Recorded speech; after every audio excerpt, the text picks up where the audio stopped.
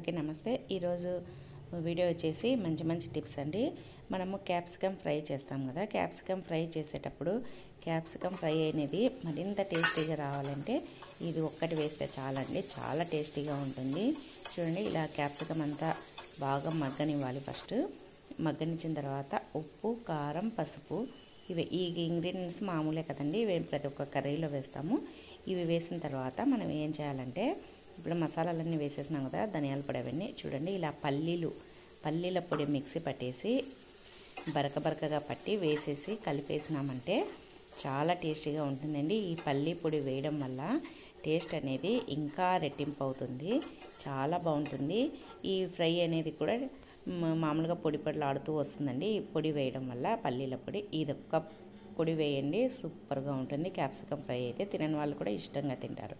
ఈ టిప్ నచ్చితే వీడియోని లైక్ చేయండి। నెక్స్ట్ టిప్, సెకండ్ టిప్, మనము మార్కెట్కి వెళ్ళినప్పుడు బెండకాయలు లేతగా ఉన్నాయా, ముదురుగా ఉన్నాయా, ఎలా ఉన్నాయి అనేది కొద్దిమంది తెలియదండి। అంటే అప్పుడు మనం ఏం చేయాలంటే, ఇలా చూడండి, ఇలా తుంచేసేయండి। ఇలా తుంచి చూసినామంటే ఇలా తునిగిపోయినాయంటే బెండకాయలు అనేది లేతగా ఉన్నట్లండి।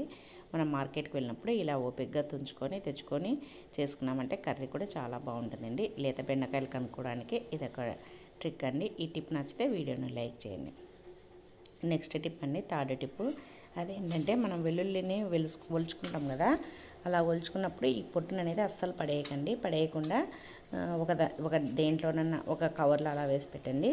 తర్వాత మనకు యూజ్ అవుతున్నప్పుడు ఇలా చూడండి, ఇలా మా ఇంట్లో అయితే దోమలు ఎక్కువగా ఉన్నాయి, అలాంటప్పుడు నేను ఇలా వెల్లుల్లి పొట్టును ఒక ప్లేట్లోకి, పాతది ఏదైనా ప్లేట్ ఉంటుంది కదా, దాంట్లోకి వేసుకొని ఇలా మనం వెలిగించేసుకోవాలండి।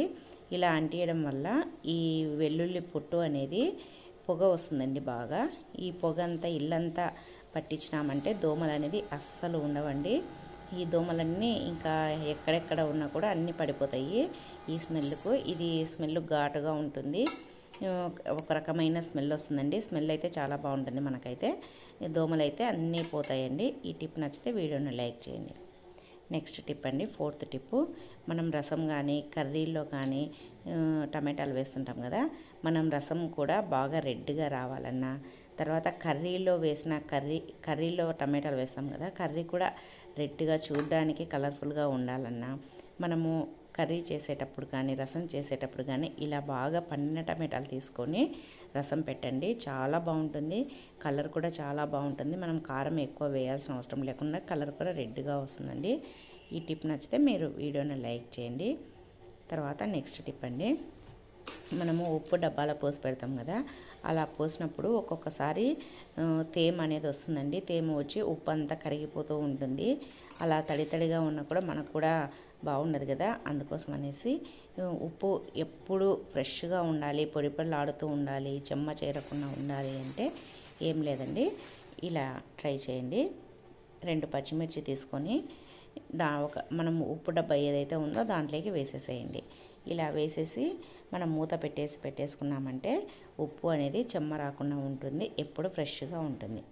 ఈ టిప్ కూడా మీకు నచ్చితే వీడియోని లైక్ చేయండి। నెక్స్ట్ టిప్ అండి, లాస్ట్ టిప్ ఏంటంటే, మనము మార్కెట్ నుంచి బనానాస్ తెచ్చుకుంటాం కదా, అవి తెచ్చుకున్నప్పుడు ఇది చూడండి, ఇప్పుడే అంటే పండు అయిపోయింది, ఇది ఇంకా ఎక్కువ ఇలానే పెట్టేస్తే మాగిపోతుందండి। అలా కాకుండా ఇంకా ఒక 4 రోజులు ఫ్రెష్గా ఉండాలంటే మనం గెలకు తెంచినది ఉంటుంది కదా, ఆ గెలకు ఇలా ఒక సిల్వర్ ఫాయిల్ పేపర్ తీసుకొని దానికి చుట్టేసేయండి।